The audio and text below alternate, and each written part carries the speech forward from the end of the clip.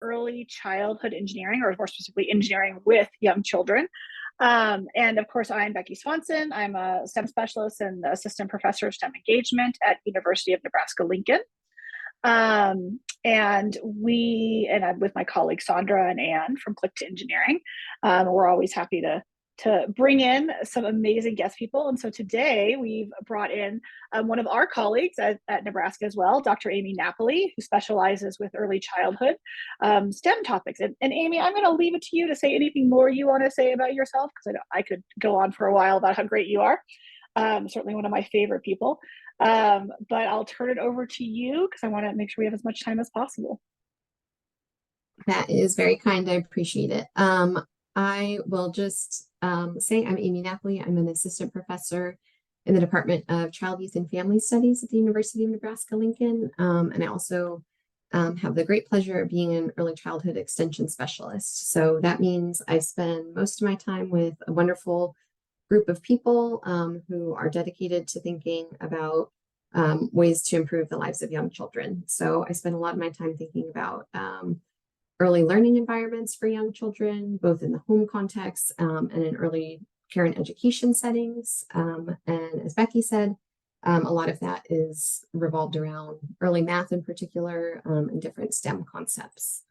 So I'm going to share my screen. I will not pressure anyone, but if you do have the ability to have your video on, that would be awesome. I do have a lot of discussion and engagement built in here. So I'll invite you to feel free to unmute when we have questions, share your ideas in chat. But I think the more discussion we can have, the better it will be. And I lost everybody, so give me just 1 second as I try and adjust Zoom. I thought I had this figured out.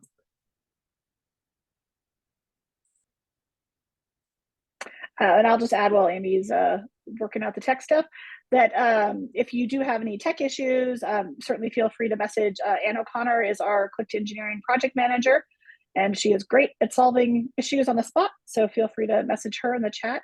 And as Amy said, always feel free to drop your comments and thoughts in the chat. And we will also be dropping links that we mentioned. So if we have resources we mentioned that are available online, we'll be dropping those in the chat as well for you to grab onto.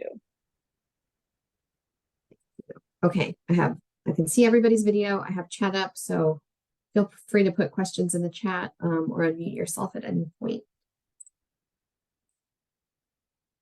So today for the next little bit, kind of an overview of where we're at. I just want to do some brief introductions. We introduced ourselves, so I would love to hear about you in the chat, and we'll do that first. And then talk a little bit about the scientific method and engineering process. So I'm going to bring you back a little bit, maybe to your high school days or college days with the scientific method and challenge you to see how much you remember.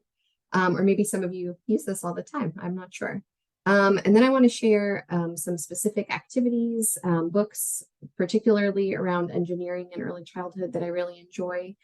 And then we'll close. And I know Sandra has some information to share about upcoming events and things like that. This is not just about me, so please, as I said, feel free to put your own ideas in the chat. Feel free to unmute at any point if you have things that you would like to share. So to begin in the chat, if you could just share your name, where you're located, and the role that you have.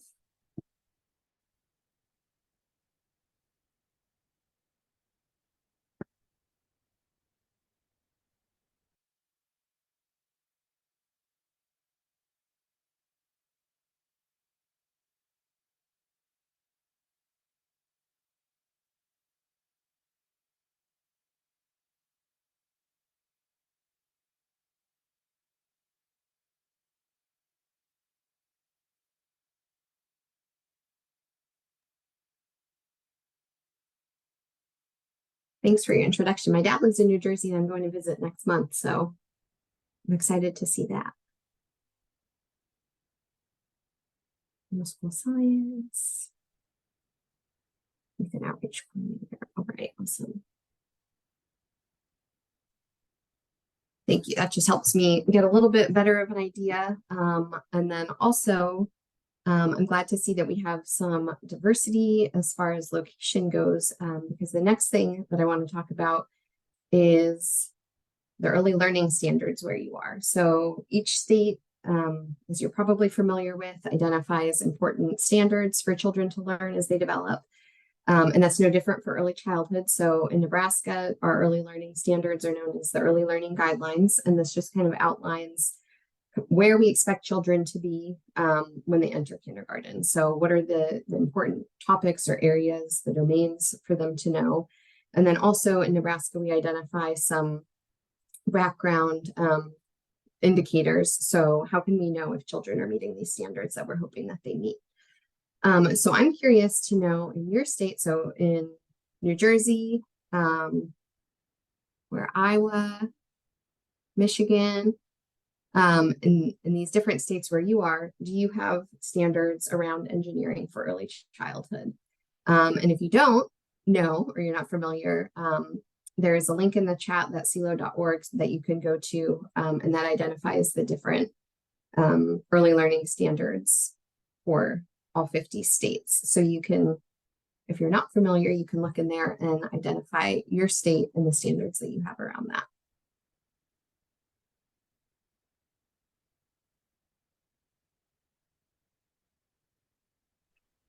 You know, Amy, I had never looked up Colorado, so I'm doing that right now. Awesome. I'll be excited to hear if you have anything specific for engineering. In the meantime, I will share the ones that Nebraska has. So Nebraska has two specific science standards for young children. So demonstrates a basic awareness and use of science concepts, or scientific concepts, excuse me. And a standard around scientific skills and methods. So children develop foundational skills in learning and understanding about the world through exploration and investigation.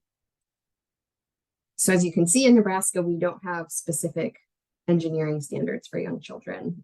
We have kind of broad science standards, but nothing specific to early childhood engineering skills or expectations. Some states do have standards that are specific to different parts of the STEM alphabet. So Illinois, for example, one of their standards is develop beginning skills in use of science and engineering practices, such as observing, asking questions, solving problems, and drawing conclusions. You could see a little bit of the engineering in there, just because the term engineering is in there.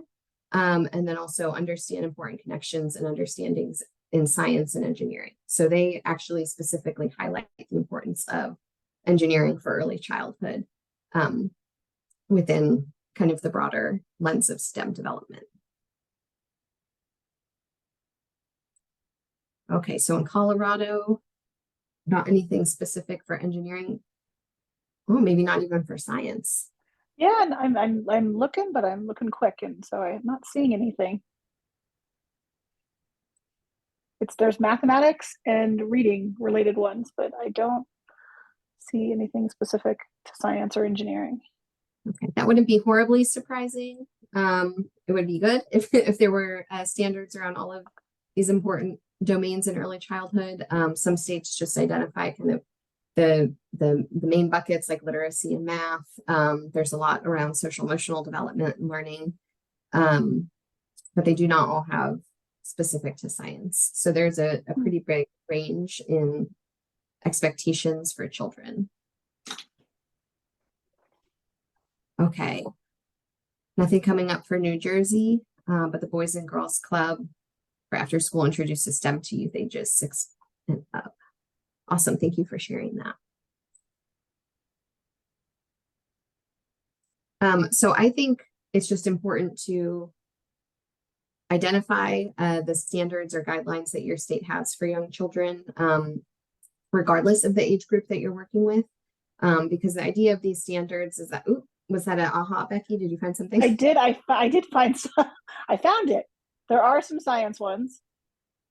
Let's see. It says, this says preschool standard for physical science. It says recognize the physical properties of objects or materials, help us understand the world, cause and effect relationship. I'm paraphrasing, obviously.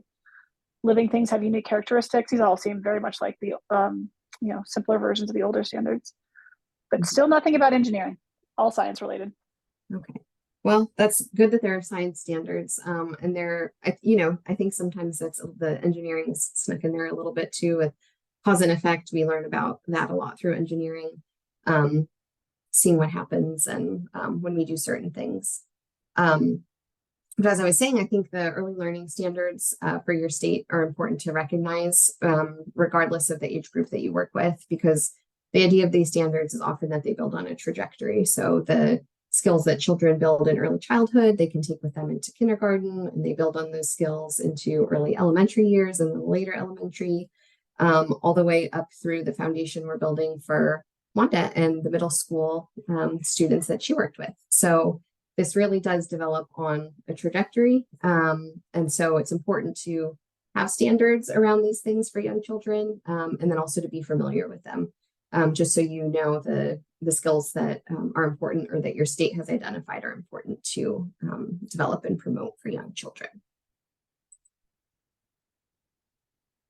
And if you are still looking, please do feel free to share as you find those for your state, or maybe your state doesn't have any specific ones. So early childhood engineering is important for building a breadth of children's skills. It's helpful for when teachers engage children in engineering design process. Children show increases in engagement in engineering activities, the number of engineering behaviors, and we'll talk a bit more about that and what those look like. Their persistence in completing activities, and these engineering behaviors also foster engineering habits of mind. So these are in buckets of things like systems thinking, creativity, optimism, collaboration, communication, and even things like attention to ethical considerations. So some of those are probably obvious if we think about engineering and developing structures. Maybe creativity is something that seems pretty clear to us, like, oh, you could foster those skills as you're building, different types of houses or a castle or something like that. And so that's really promoting those young creativity skills. Are there any of these that maybe you wouldn't have expected to see that come as a surprise, or that make sense to you, but maybe wouldn't have been at the forefront of your mind when you think about early childhood engineering?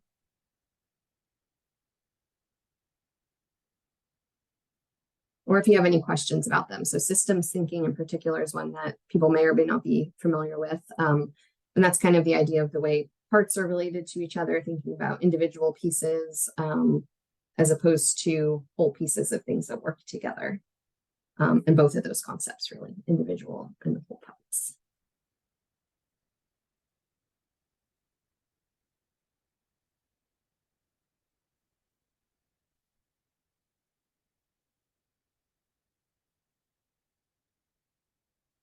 Okay. So I've just been thinking a lot about resilience through engineering activities. Perseverance is a huge part of that. Yes, absolutely. And that kind of goes, I think, into that optimism piece a little bit, that belief that in yourself or the environment to be able to improve. Yeah, I think those kind of go hand in hand. Yeah. And I think when they have opportunity to kind of get stuck and work through that's a really important learning experience that engineering can offer. When things don't work out and they have a chance to figure out how to solve that problem.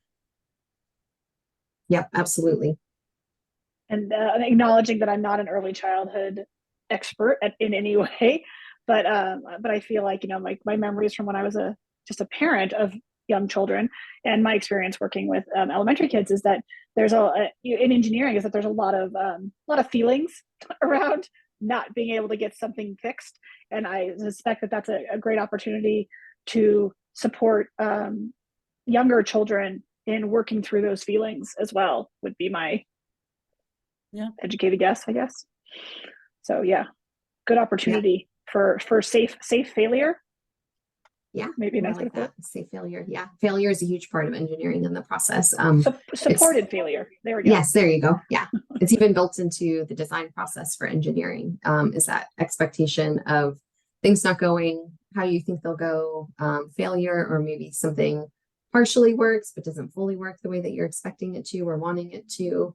And so all of that absolutely plays into these skills that children learn through engineering.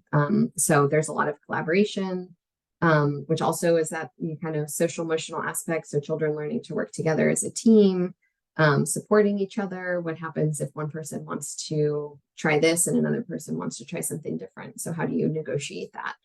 And then communication goes with that too, right? So learning how to express their ideas, how to kindly critique another person's idea, or kind of share what can be improved about someone else's idea or design. And then this ethical consideration piece is kind of that part of engineering that is hugely, engineering, the purpose of it is to address a problem or something that's going on. And so a lot of times we might think about the way our design will affect the environment or the space around us, or we might be particularly engineering something to address an ethical dilemma or something like that. So there are a lot of different skills that are fostered through engineering. It's not that the science skills are important, so I don't want to say just, but it isn't just the science skills. There are a lot of things that come into play when children are engaging with the engineering design process. So engineering, again, just to really drive it home, helps children become deep thinkers, helps them work on a team together. It really fosters their development of language and vocabulary. And this is both specific to science vocabulary and STEM concepts, but also broader vocabulary as well. Those social emotional skills as they're working together, their scientific thinking. And really, when children are working with engineering, they must understand that there is a problem to be solved, and equally important, why the problem is important. So we're not just kind of creating problems to have them to fix them, but why does it matter that we're addressing this problem, or what does it fix or solve, or how does it help us by addressing this problem? Okay, so as I promised, bringing it back a little bit, thinking about the scientific method. And what you might remember about it. So I have the first step of a simplified scientific method on here, which is questioning. So what is the question or the problem to be solved? Does anyone know what the next step is in the scientific method?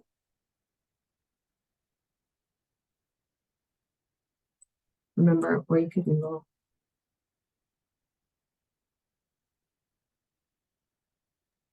The clue there looks like an eye. I wonder if it's like to observe. Ding, ding, ding. And then, as Wanda has shared, hypothesis is also one of those steps. So questioning, observing. So what do you see or what do you remember? Predicting, what do you think might happen? Trying it. And then discuss. And this is a really critical part of that process in building those skills that you all mentioned earlier. So either writing, drawing, graphing, creating a short book. So this is a bit simplified for young children, but it really is the same scientific process that we engage in, right? As adults when we're trying to problem solve, or as scientists are trying to address problems. They're really wondering what the question is, or what is the problem to be addressed? What can they see or observe about the problem? What they think might happen? Experimenting or trying things to address the problem. And then that discussion part in the group setting or with an adult or a teacher, really figuring out and learning through that discussion and sharing process. The engineering process is fairly similar to the scientific method, but with a little bit more specific. So thinking about it, what's the question or the problem? Brainstorming ideas together, making a plan, and then a key part is sketching ideas. So making a plan and sketching ideas are a big part of the engineering process. So thinking about what is a way that we might solve this, and trying it out through blueprints, through drawing a picture of what you might create. So really engaging with that kind of 2D before you expand into the 3D part of it. And then building or creating, so making your design. I think that if I build a ramp this way, then it will address the problem of just falling off a cliff rather than being able to safely and slowly roll down. And if I do it at this angle, I think it will work. So trying it out, making it, putting it, and then testing the creation. And then revision. So this is a huge part of that engineering process as well. So what worked about the design, what didn't work, how can you make it even better? And then try it again. So maybe the angle of the ramp was just too steep and cars were still flying off anyway, just falling. And so the revision aspect is critical to thinking what parts of it worked. Maybe the ramp worked, but the slope of the ramp didn't. So drawing out those pieces that did work, and then revising the parts that didn't. And then similarly to the scientific method sharing. So showing someone else what you made, talking about it, getting their feedback and listening to their ideas. So this is an engineering process kind of simplified for younger elementary. And then when we think about early childhood, if we think about 3 to 5 or even younger, there's an even more simplified way that we can think about the engineering process. Just because children, if we have three steps that we can give them for 3 and 4-year-olds, as you can imagine, a little bit easier for them to grasp. So exploring, finding the problem, figuring out what needs to be addressed, creating, so imagining and planning, referring to the plan and building a model or prototype, and then making it better. So you can see that those key pieces are still in there. They're still finding a problem that needs to be addressed or identifying a problem, planning, imagining, and then revising. So these 3 key pieces for the youngest children, we can really help them think through the engineering process and show them that they are natural engineers and that this is a way that they can address problems and solve them. Amy, can I ask a question? Yeah. So one of the things we talk about and when we do talk about engineering with, not young children, is we talk about identity development and helping, like, what do we do to help them develop that engineering identity to make them feel like they are being engineers? And I'm wondering if that is also true in early childhood. Like, is it useful to say, you're being engineers? Is it, because I'm thinking back to, I know, like, with younger children, the kind of play acting is a really important part of development. And I'm curious how that, like, what you think about that aspect, if I'm not derailing you anyway. Nope. And yes, that is critical for young children too. So the same way that it is for young elementary school students in early childhood, preschool age, that's important as well. So it's important for them to be able to identify themselves in the process or as the engineer. It's also important for them to see themselves represented in engineers around them. So I was actually looking at a research paper the other day about children who draw themselves as, you've probably heard of this, as scientists or doctors or, and it was specifically with engineering. So children who are able to see themselves in that role, it does foster their, what's the word? Identity. Yes. Yep. Yeah. So their ability to kind of see themselves further down the line as that. Man, if we could start that earlier, that'd be great. Yep. And I always throw this out with everything. So this is something important for early childhood math as well. This is especially critical for young girls to be able to see themselves in this way. So you probably know that identity develops very early, and children who ingest these ideas early of if particularly like for young girls, if they have a female teacher who says often like, oh, I don't like math, or I'm not good at math, things like that. They start to kind of incorporate this into their own identity as well. So for all of these young children's, but particularly for girls, to be able to see role models or representation from other women, as successful engineers or successfully problem solving or incorporating math into their lives or what they're doing to solve problems. All of that is particularly important for young girls. So I'm glad you brought that up. You let me get on my soapbox for a minute.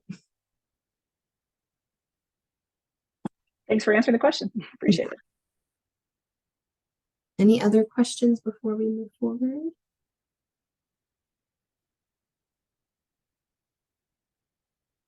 Okay, feel free to unmute or throw them in chat. So I have this video from 0 to 3, and we're going to put a few prompts in the chat box just for you to think about as you're watching the video, as you're observing the interactions between the children and the adults, the conversations that they're having, and then also just kind of what is shared in there. And the video is about a little over 3 minutes.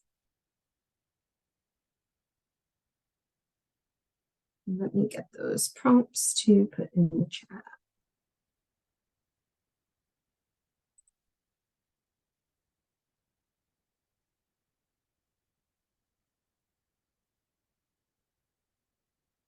So thinking about the open-ended questions you hear, opportunities for other questions that might be asked or expanded upon, and then whether you found the conversations or activities or the guidance provided to be developmentally appropriate and why or why not. So just thinking about those things. You able to hear? Look closely. Do you Sorry. see a tiny engineer at work? Watch 6-month-old Max using his thinking skills to solve the problem of getting a favorite toy that's beyond his reach. This is what engineering is, the process of using science and technology to solve real-world problems. Babies and toddlers are natural problem solvers, like Kyle, who's trying to build a zoo. We can put this ¿Y qué here. pasa si, digamos, abrimos aquí? ¿Por ahí podrían salir? Ay, sí. Through their play, children are developing an understanding of patterns, sequencing, and cause and effect. Other times, young children make their own problems to solve. Like Casey, who is figuring out how the tissue paper works. Adults can support this learning by describing what children are doing and what they are learning as they explore. Can you push it back on for me? Good job. Can you turn it off? Can you turn it off for mommy? And by asking open-ended questions, adults help children focus on the important details that might encourage them to discover a solution. By preschool age, children are building an understanding of systems thinking, that by doing something to one part of a system, like turning a knob, they can influence another part of the system, like the lock on the door. Following Mia's lead means that her mother lets her see the system in action, so she can develop an understanding of how it works. Watch right here when we lock the door. Look right here. Did you see anything happen? Yeah. It's a lot. Adults can help preschoolers learn by supporting them through the engineering process using 3 steps: explore, create, and improve. Young children don't always follow these steps in order. They jump back and forth, and that's typical. Samantha is wondering how to build a bridge with the blocks that will be wide enough for the toy car. Her mother wonders with her about how to start. That is the explore step. Can you figure out what to use? There's these. Ooh. Samantha is deep in creating, solving problems, exploring, and experimenting. This is the create step. Because if the car comes this way, what's going to happen? It's gonna go in the water. Exactly. So what are you going to put there? Look at that. It works. Learning from her play and experimentation and then making changes is the improve step. Parents and other adults help by using words to describe what Samantha is discovering, learning, and doing. Young children find many exciting problems to solve in the first 5 years, like how to reach those strawberries. But there's no challenge too big for your engineer, as long as you stay right by his side.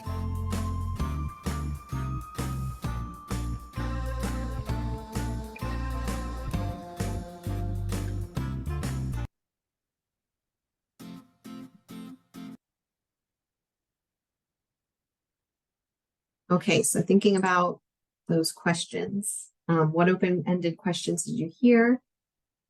What other questions could be asked to expand or encourage children's thinking?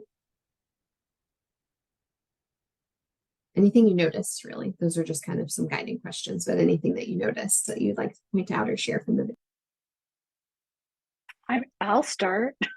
So I thought there were lots of great open-ended questions in there. One of the things that I noticed, and again, sorry, I'm comparing between like sort of things I do with older kids and there's younger kids, is with older kids, my next step would be to ask them, to tell me like about the mechanisms. Like, what do you like how do you think this is going to do this thing? But I don't know if that's necessarily as appropriate with younger kids because they might not have the vocabulary to express what like their thought process, I guess, you know. But I could see asking them like, oh, like I guess I didn't hear a lot of like, what do you think is going to happen? Those kind of questions, and I wonder if those would be helpful. There's sort of like predict phase, the predict hypothesis step. Yep, prediction questions are always good questions. I think at any age, even if a child can't answer the question or thoroughly explain their thoughts, asking for predictions. And then the other thing you said that I'm forgetting now, modeling. Mechanism. Oh, Yeah, modeling. so I didn't say modeling, but I think is great for kids at any age. So maybe they can't fully grasp, you know, all the inner workings of a lock. I can't either. But if they, you know, the explanation that this part that we turn is connected to the inside parts, and that's what makes this comes in and out. Absolutely. Just modeling your own predictions or thoughts, and then different types of explanations. Absolutely.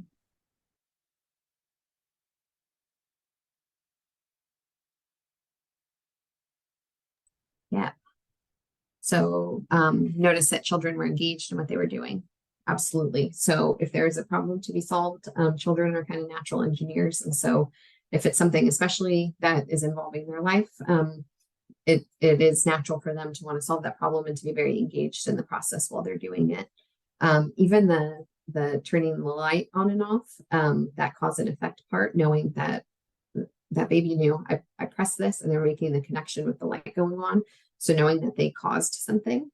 So even though it wasn't necessarily a problem that they were solving, they were very, very invested because they were causing something to happen.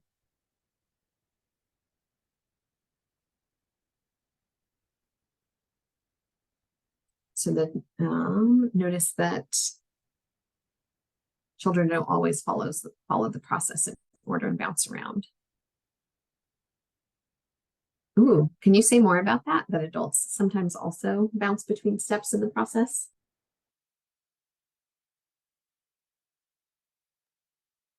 Yeah, when we do our community of practice, one of the first things, well, in our first session, we all build something together. We do some sort of engineering design challenge. And one of the things that you find is you get sometimes they're like little loops where you go through the process and you try an idea, you design it, you test it, you revise it, and if it doesn't work, you go back. There's just a lot of back and forth that is part of the process. We think of it as a linear process. That's kind of what the diagram makes it look like. But in reality, what we see is that it's not like that. And I think that actually the more experience an adult has with engineering, the even more likely they are to bounce back and forth in that process, to not follow it in a particularly linear way. So it's not unique to preschoolers, I don't think, to do that. yeah, no, in fact, I often don't use the word steps when I talk about it. I'll use the word like stepping stones or you know, stopping places, or just because to indicate exactly what Tanner said, that it's not, we tend not to make it very as linear as we show it in diagrams. But yeah, thanks Tanner for bringing it up. It's definitely not unique to the little kids. Yeah, I'm glad you pointed that out and brought that up. And I would like in the video how they have it as the circle rather than how I have it kind of as a step-by-step flow chart, because it is right. There are different ways that we mix it up, different ways that it's appropriate to use the steps for solving different problems. A lot of times we sketch the idea and then maybe we get feedback on the sketch before we even design the prototype to test and then get feedback on that. So there are a lot of different ways that we maneuver back and forth between the actions.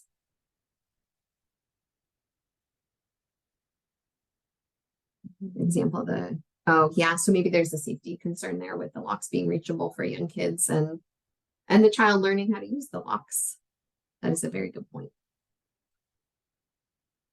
Hopefully once the child learned how to use the locks and the parent realized they can add an additional safety measure or something with that. Or talk through that process. Okay. So I want to share some particular or some specific activities and books that I find useful and that I enjoy for early childhood engineering practices. The first activity is actually something that we are going to do together, I hope. So take a minute to grab a sheet, maybe 2, 3 sheets of paper, any kind of paper. It can be a recycled envelope, it can be scratch paper, it can have print on it or not, it can be blank, excuse me, it could be cardstock, any type of paper. And I'll pause for just a moment to let folks get up and do that. And then once you have returned, if you could just let me know in the chat that you're back with your paper.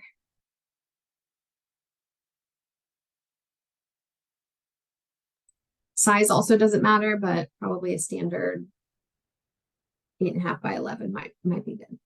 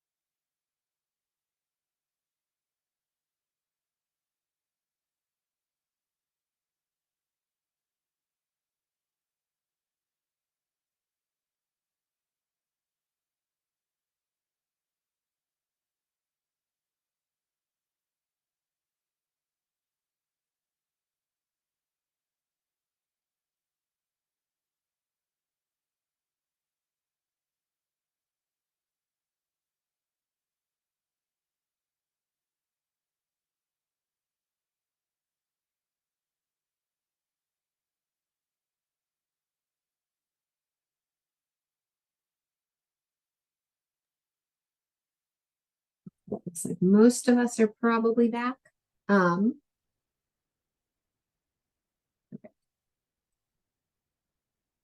Okay, so now that you have your paper in front of you, your task is to build a house with your paper.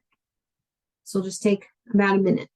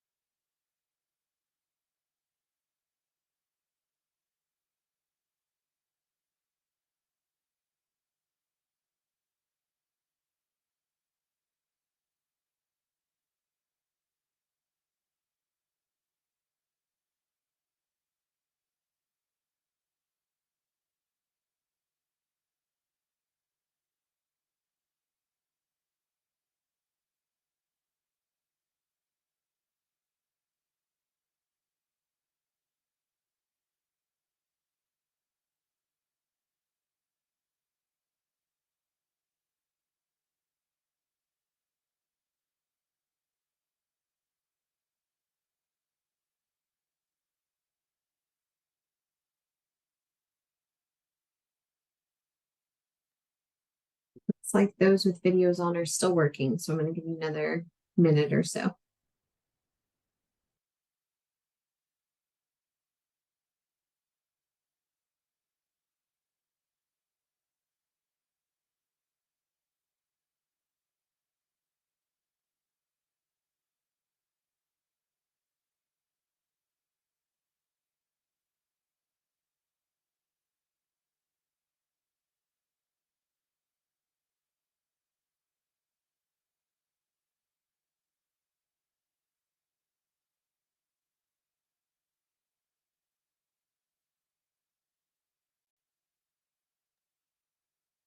Okay, wherever you're at in the process is fine. Is that a roof? Wow.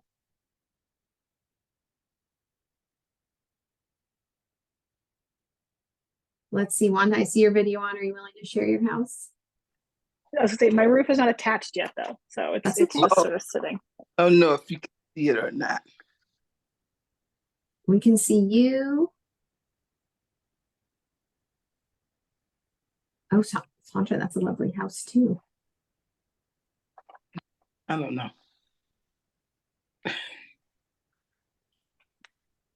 Triangle house.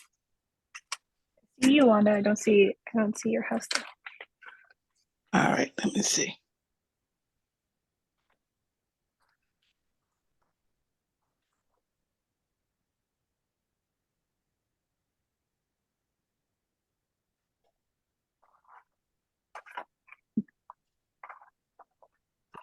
You're on a phone. I think if you click your own picture, sometimes that gives you the option to turn your camera. Oh, click my own picture. I think that's where it's usually hidden. Yeah, if you touch your own, and it will, on my phone anyway, kind of expands my image and then gives me the option to flip my camera around. Yeah, I'm not seeing that. I tried though. Okay, well, Tell we us about your appreciate it. house. Yeah, but that's it. Can you describe it? I used 3 pieces of cardboard. So the base is square. And then the 3rd piece of cardboard, I just folded in half to make a roof. Awesome. I'm glad that you had a different material too. It looks like Becky and Sandra and I used my striped paper. I did not. It's my house does not stay together. So I bet your house is a lot more stable and sturdy than ours. Yes, I also used a stapler and some tape because I had it on my desk. I didn't say I could, but No, but I didn't say you couldn't either. it's true. I will say my base is, I don't know if you guys can see this. It's very folded. It's like an origami box because I don't know. It's something I learned in like 5th grade, and it's always been a really useful little thing. So I use it for every time somebody tells me to make a box. I make a little box. That is a useful skill. It's strong. So what was that process like?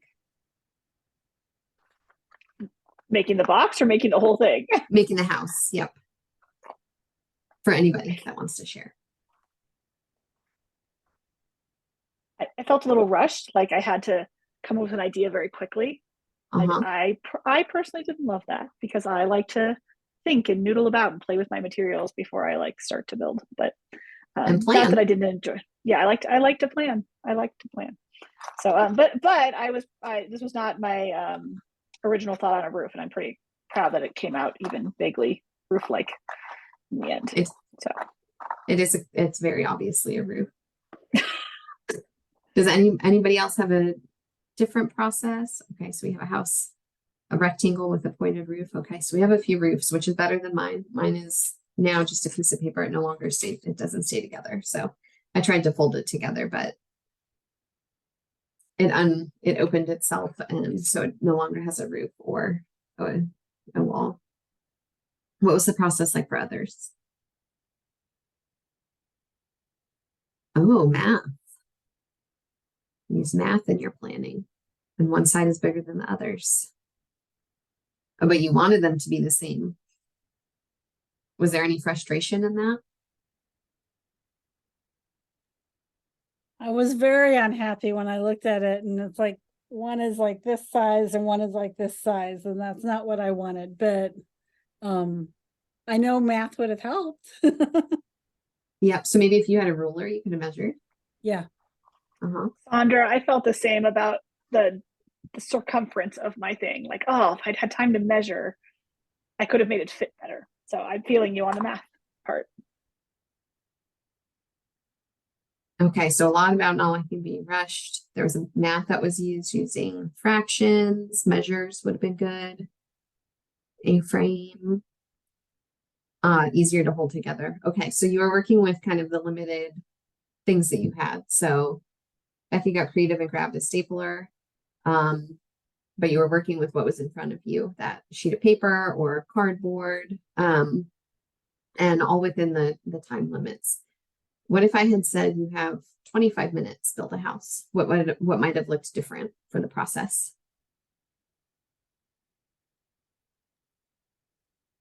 I think I might have gone through the same process of building something really quick, that first prototype. But now I can see that the sort of idea would work. I'd love to get another piece of paper and do it again and use what I learned from that first trying.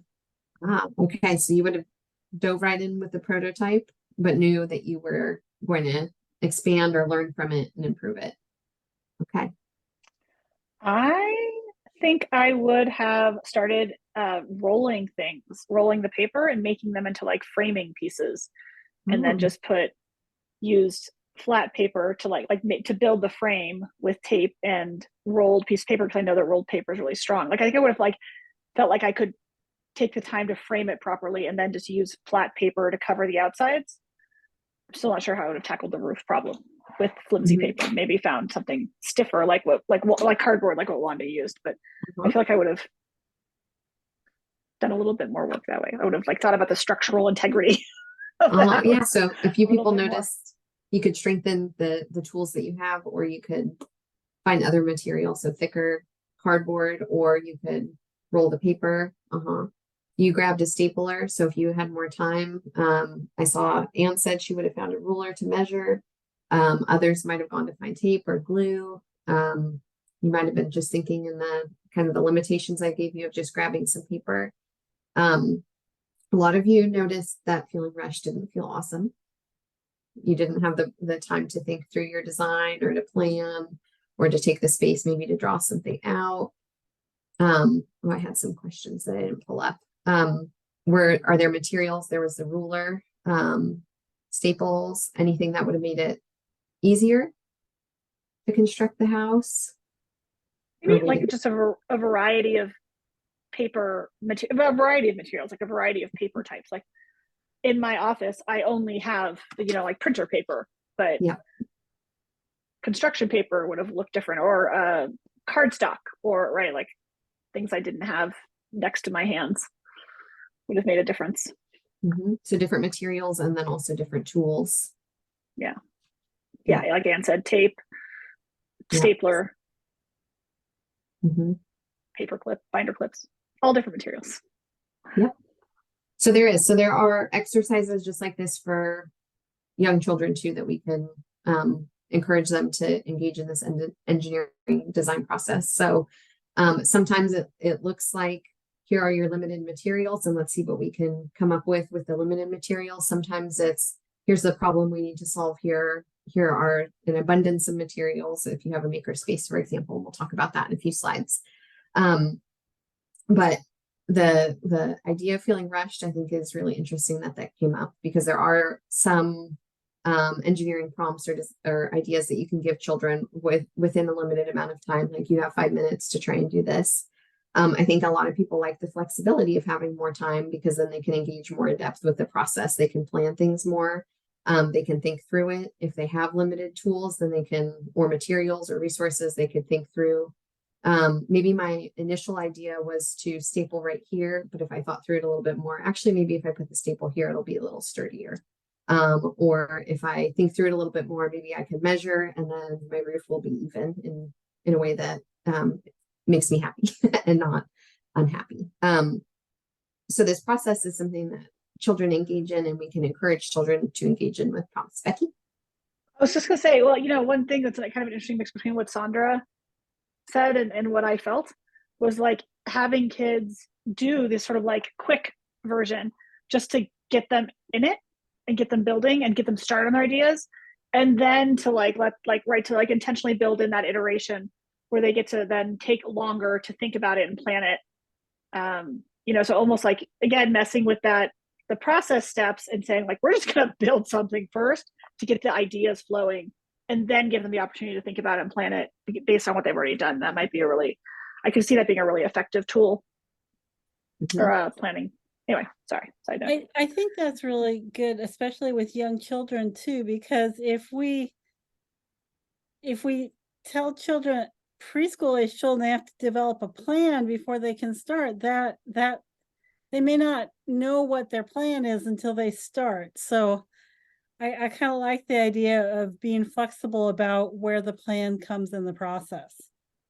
And again, just like you said before, that design plan is not always a step-by-step linear place. Some people would have liked to think about it and maybe come up with a plan. Some people like the idea that they can jump right in, build their model, and then see what needs to improve from the model. So that flexibility with young children too, not always requiring, well, first you have to draw it out before you can do it. The flexibility within that design process is really important. But time is also really important, giving them the space to think through those things and think through what they want to see from their design. Because often we're rushed if we're, engaging with activities throughout the day. There is, we have lunch at a certain time, a nap at a certain time, or in after school programs, your parents or families are coming to pick you up at a certain time. And so we don't always have that flexibility. So kind of thinking about prompts in the context of your setting or situation of how much time children can be allowed, if it could be something that they start and then think about, and then they can return to also the next day or later that day. So having that flexibility is really key. But even in your 1-minute design, you really engaged with that house and you thought about things like what could make it stronger. If my roof is going to cave in, we could observe that Wanda had cardboard, and if we could have seen it, we probably would have been able to observe that Wanda's house could hold things better than our paper houses, or is a little bit sturdier.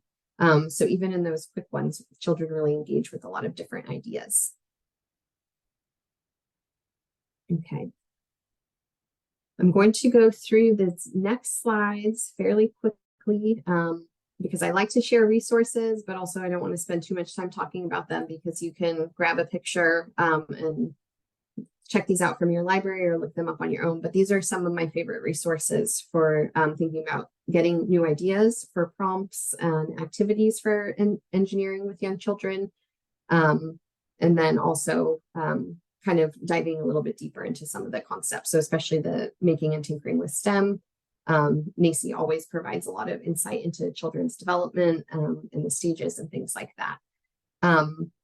So that one specifically, making and tinkering with STEM, has a lot of different prompts or ideas or ways of engaging children with engineering. Rosie Revere, you might be familiar with Rosie Revere Engineer. So that is just a project book that kind of accompanies that one. Again, with different ideas, there's space for children to draw out plans. There's different prompts for them in there. And then Look, I'm an Engineer and the Maker Lab. Just a lot of different ideas that you can get that you could probably also find online, but some kind of more in-depth engineering concepts for young children. And some of them are simple, 1 or 2 supplies and you're good. Some of them are a lot more in-depth. The Maker Lab has a lot of ones that require kind of more unique materials or finding different things like that. And then, so those were resources for you, then some engineering or for some storybooks that have engineering ideas for young children. So as you're reading with them, they can get ideas about engineering. So I won't read them all, but there are some that are specific to block play and construction. So you could read the storybook and then get the blocks out and encourage children to play with that. Bridges, so a specific type of engineering concept. Are any of these books familiar to you? Do you have any other storybooks that pertain particularly to engineering ideas that you'd like to read with children? I can share. This is Caitlin. Rosie Revere Engineer, also that in that line of series is Iggy Peck Architect and a science one. So they really follow a really great baseline for those children who are exploring and wanting to, cause and effect with science and build with engineering or, architecture and everything. So those were books that I would really use just on these sorts of topics and themes within curriculum. Yeah, thanks for sharing. I really like those ones too. That series just is engaging for young children. And then, like you said, really allows them to think through some concepts and ideas and cause and effect and design and all of that. I always like to share my favorite book, which is The Most Magnificent Thing. This is by Ashley Spires, and I love it because it's about a little girl who gets really frustrated with her engineering project. And so there's lots of nice affect and feelings, and she works past it and is successful in the end, but it's not what she thought it was. So just one of my favorite books to do with kids when I'm working with them. So. I love that you had that on hand. It's like you're looking at my bookshelf. It's all like all these books are right behind me, or most of them. Wanda shared Super Soaker book. I'm not familiar with that one. I will have to look that up. Yeah, I can't think of the title. Is it Swoosh? It might be Swoosh. But it's a great. Thanks for sharing. I'm going to find that one. And I have a Google Doc that I'll share at the end that just has some of the links that Sandra's been sharing in the chat and some additional resources. So I'll include books, and then I'll find that one and or try to find that one and include that on there. Thanks for sharing.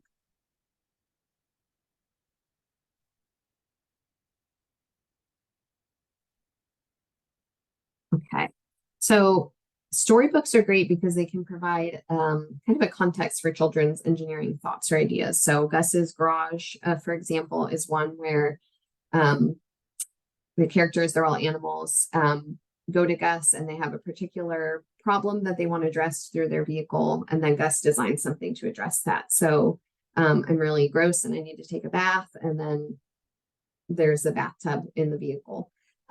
So there's a lot of context provided for children in storybooks. So things like that, the characters have different problems to address, or the dreaming up, for example, gives them a context for their block building. Thank you for sharing that resource.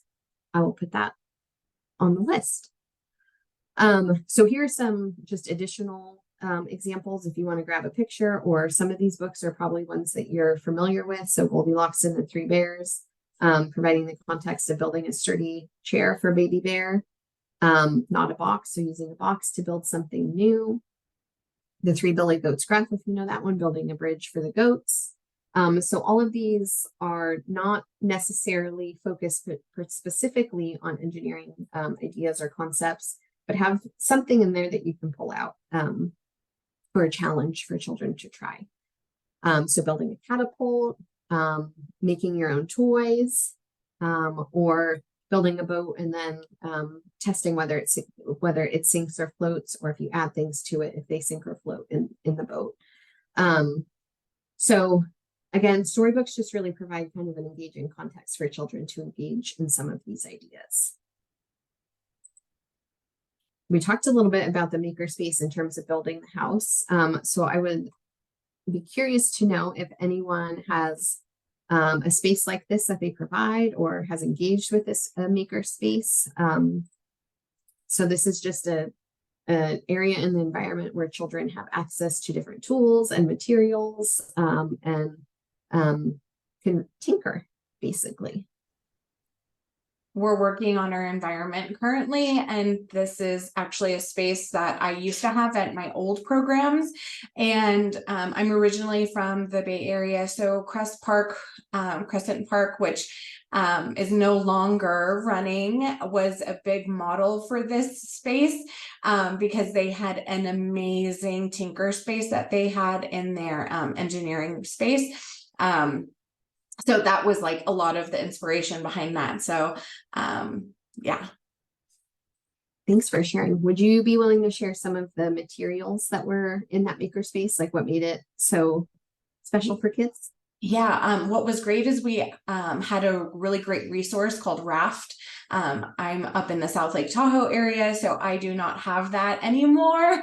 But I loved going to Raft and picking out those open-ended materials, tubes, nuts and bolts. I mean, my gosh, the things that you could think of to really encourage and introduce those children to all sorts of different materials to, you know, introduce integrity and stability to what they were creating.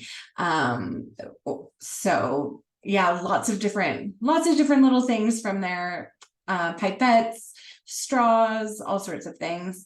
But you know, one thing that was really important for us is when we did gather new materials to introduce into the makerspace, we would have that discussion before. So it wasn't something we would just put out. It was something we introduced to the children so that they could explore and play with it and understand the properties of it before adding it to the space. So it's almost that invitation of that, you know, explore this before I ask you to do something with it, sort of thing. Awesome. Thank you for sharing. I also really like the engineering vocabulary you use, that easily you could introduce children to that stability and integrity and all of that of what they're working at often in maker spaces or when they're trying to create or engineer something. That sounds like an awesome space, and I would like to tinker there too. So there are a lot of materials that you can provide. Here are some examples. This is just a small list of examples of almost infinite possibilities. And some of them are things that you could buy to provide. A lot of times the best things are things that you get from free collecting, like twisty ties from your bread bags or paper towel rolls to create tunnels and things like that. I think having things that help connect things like staples or tape, glue, things like that is always helpful for children. Golf tees is one that I was recently introduced to the idea of, like using golf tees as nails. So it's a little bit safer for kids to engage in, but they can kind of connect things in that same way. Yarns, buttons, things that they can use as part of the design. Also things that they can kind of enhance their design through decoration or visually. And then tools like tape measures or rulers, recycle jars are great for storing things. And then scratch paper, having that on hand so that they're able to try their plan out if they're interested in that. And then you can always, of course, let children tinker and explore and create their own designs. Sometimes it's also helpful to give kids prompts, and so that they have a problem that they're addressing. So things like ramps and bridges, challenges for attaching things. So if you remove the tape and the glue from the tinker space, how can we get two things to stick together? Also challenges like, can you make it longer or taller? So that really challenges children to think about the stability or the structure of things. Rubber duck transfer, this is one of my favorites that I actually did with some of Becky's high schoolers fairly recently over the summer, where you challenge children to move a rubber duck from one water bucket into another water bucket without touching it. And so or without picking it up with their hands, really. And so the ideas that they can come up with are very interesting and creative. I was very impressed with the high schoolers too, how into it that they got, kind of letting themselves be kids for a bit. But it is a lot of fun just to see the designs that they come up with in addressing these problems. But again, it is always good just to let them tinker and address their own problems too. One area when we think about engineering with young children that we think about a lot is block play. So I'm going to share this video. It's about 5 minutes. And just kind of notice what they talk about, the different stages that they talk about. And then we will return for a discussion. I'm going to mute, but let me know if you can't hear it after I play. So, how can you engage children in engineering in your classroom? Okay, so let's talk about the easiest way to start. Let's talk about block building, okay? So I've got some blocks here. We're going to slide these over. And there is a process, right, that children go through, which I actually didn't know much about. I definitely observed it in my classroom with children, but I didn't know that there was really a structured kind of block building stages that children developmentally go through. Yeah, there's 6 stages to it. So that first one is where you might take one particular object and use it as maybe a phone or a car or as a dog. Like that particular object is some type of imaginary thing for the child to play with. Right.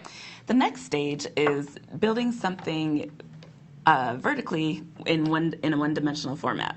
Okay. Just like Kristen is doing now. Okay. And then there's a lot of knocking that down as well. That's right. Super fun. We're in that stage.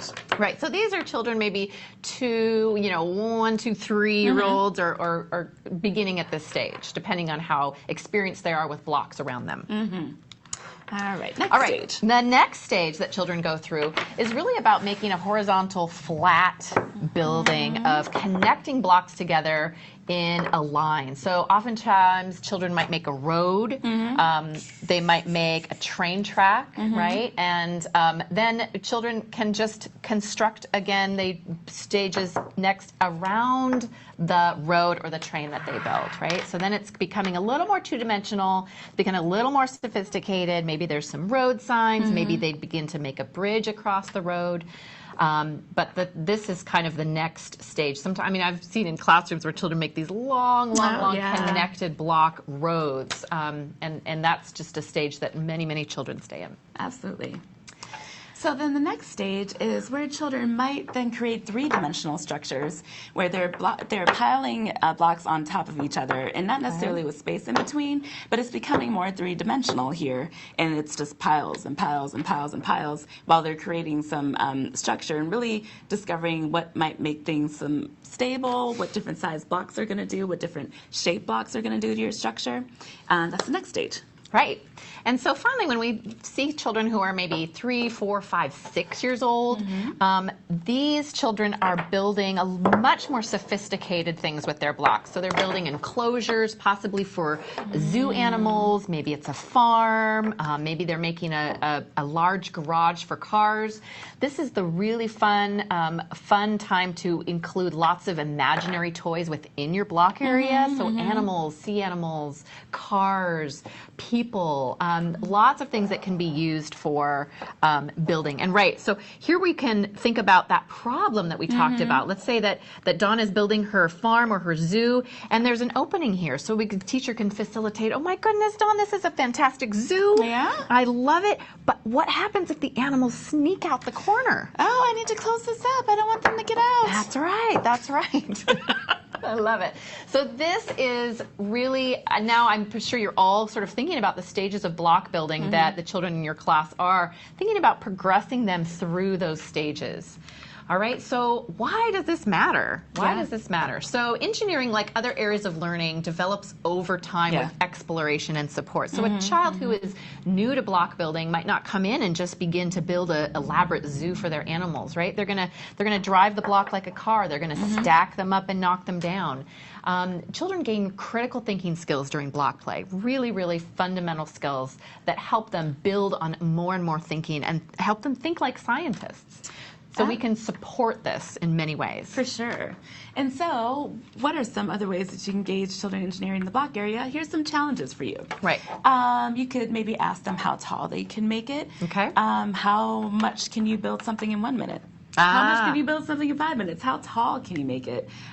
Is there a way that you could build a tunnel so that children you can create something that things can go through? Can you build something as a team? How might you work together to do some of that stuff? How long can you make something? Could you use that to measure some different things? So here's just some ideas that you could maybe challenge some of that current building that's going on. Right, a weekly challenge, right? Here's our challenge it for the week. I think that, kids, especially kids who are even more sophisticated in their block building, can get really into this and think about the social, and we already talked about the social emotional development that and skills that can happen during block play. This is a really fun thing to do.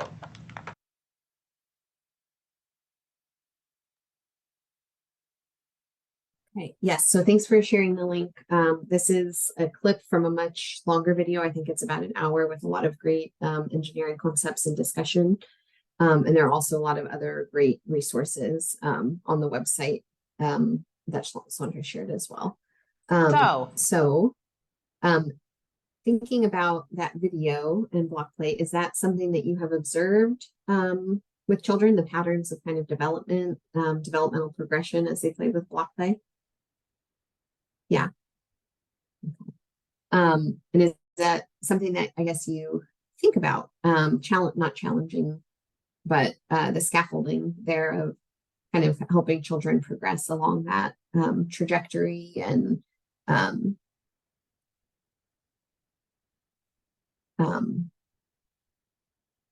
thanks for sharing in the chat.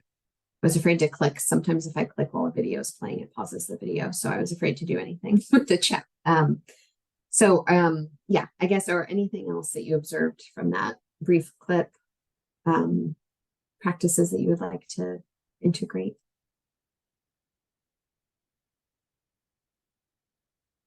Maybe things that were surprising or not surprising. Maybe this is something that you're familiar with.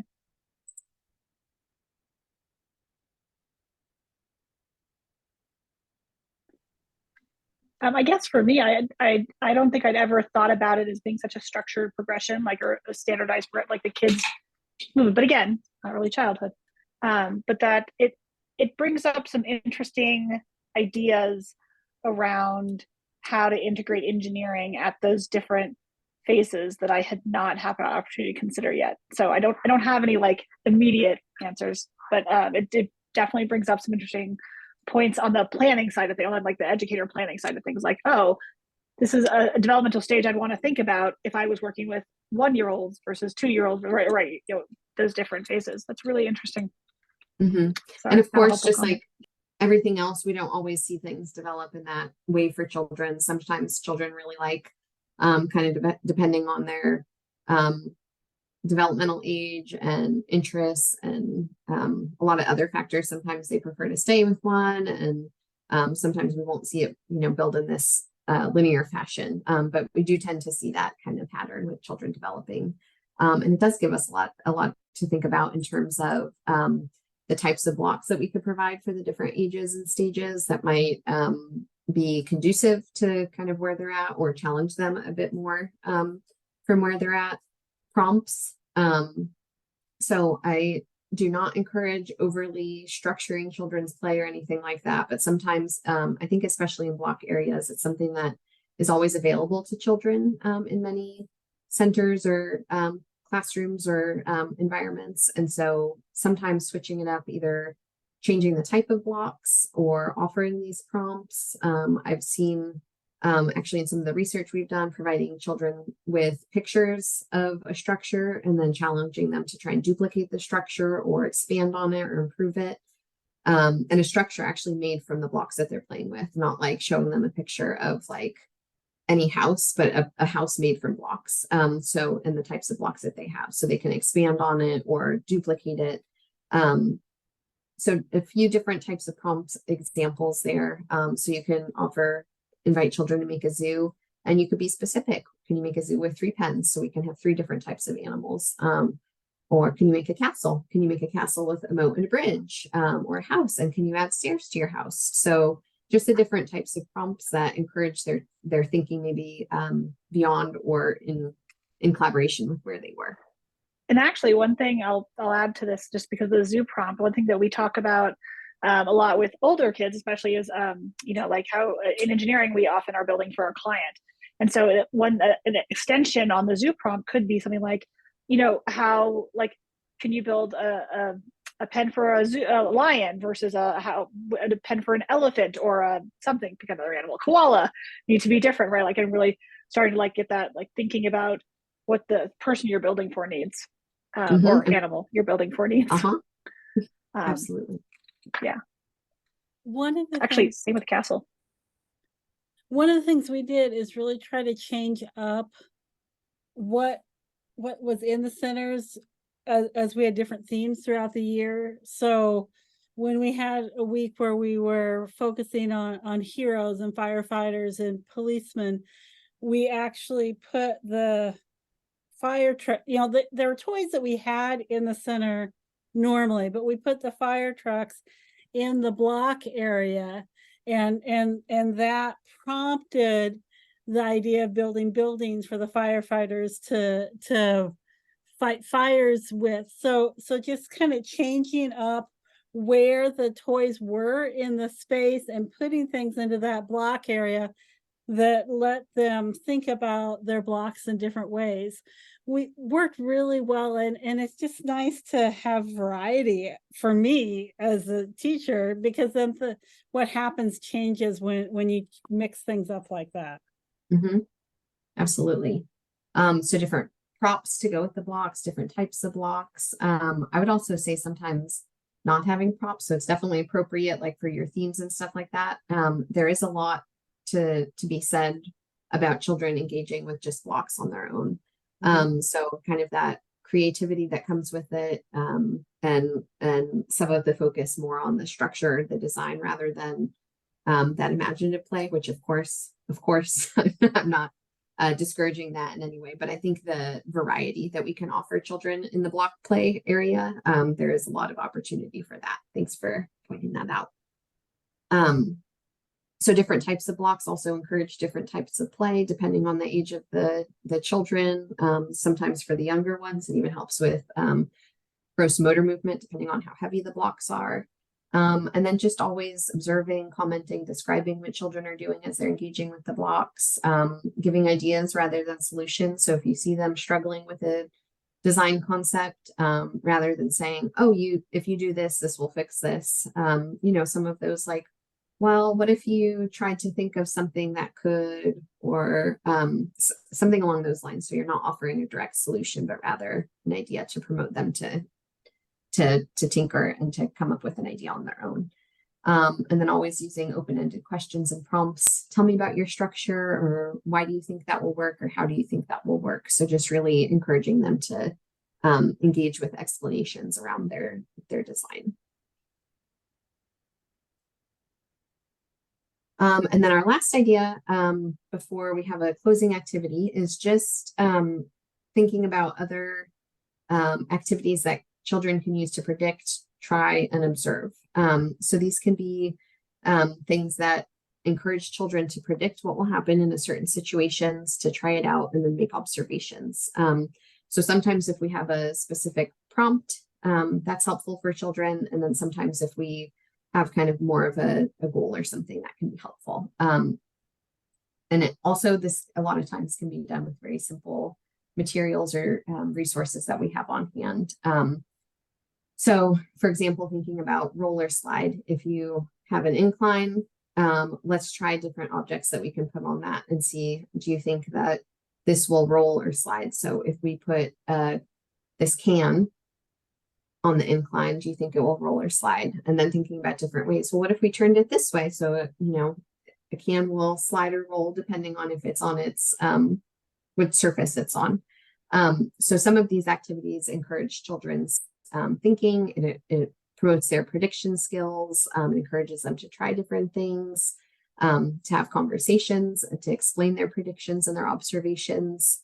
And then again, always asking those questions. Why do you think it happened that way? Do you notice any patterns if we have something that's shaped this way as opposed to this way?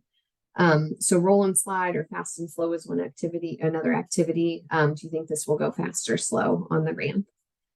So there are just a lot of different activities that you can try with kids that encourage those prediction, trying, and observing skills. And again, it doesn't always have to be necessarily in that order.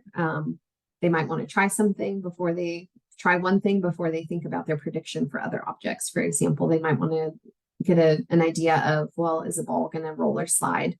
And then maybe I get an idea from that and can make predictions about other things that are similarly shaped. So just a few ideas that hopefully you can try and put into practice. And so along those lines of thinking of that, in closing, if you could just in the chat, or you can feel free to unmute, thinking about engineering with your young kids, what's something that you can immediately implement with them tomorrow when you think about engineering? Maybe it's some vocabulary, or maybe a book that you that stood out to you, something that you can implement maybe next week with a little preparation, and then something maybe next year if you think about it a little bit more and plan in the future, ways that we can put some of these engineering practices into practice.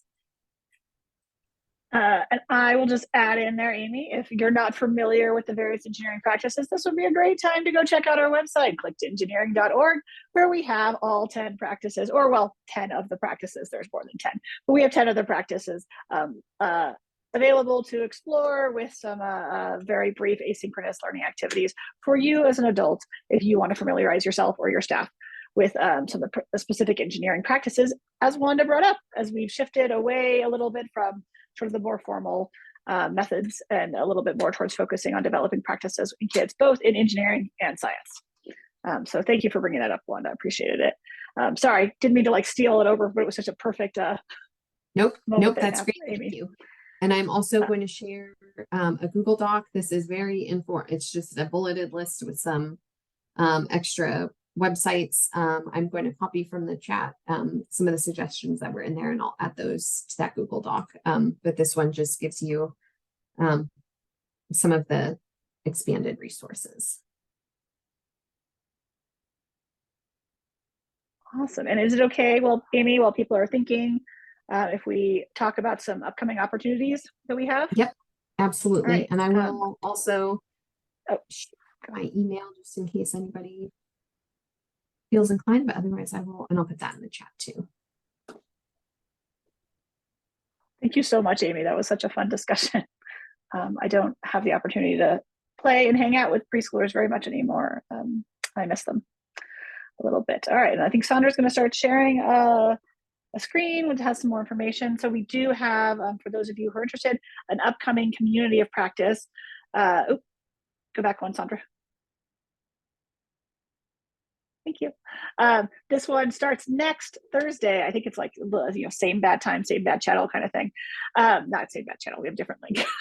But same time, this our communities of practices go for 6 weeks. They're every other week, and they're highly interactive. So they're really not meant to be a webinar. That's really everyone comes together, and we do activities every time, and you come away with activities every time, and we focus on a different practice every time.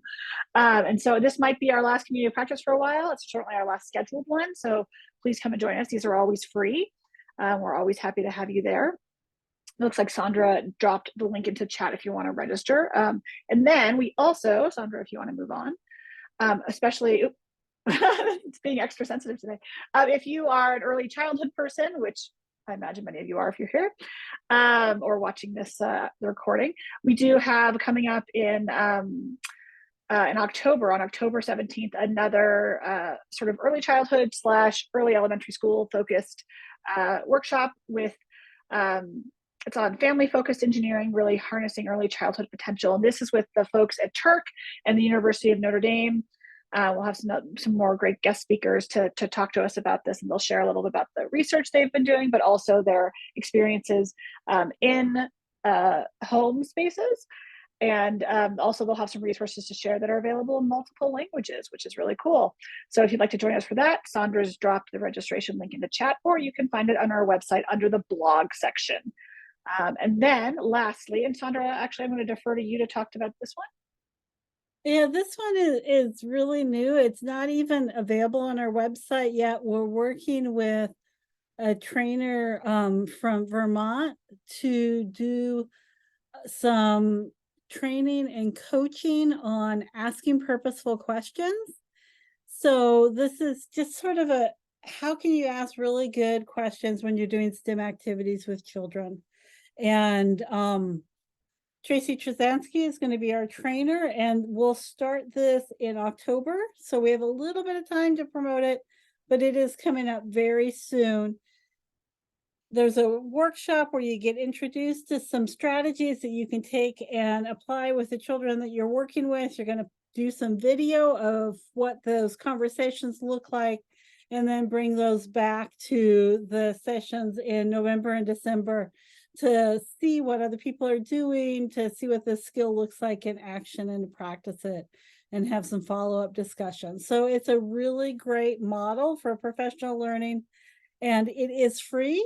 Normally it would cost $250 to register for one of these workshops. We're able to offer it for free. So again, the blog on the Click to Engineering website is where that information will come out.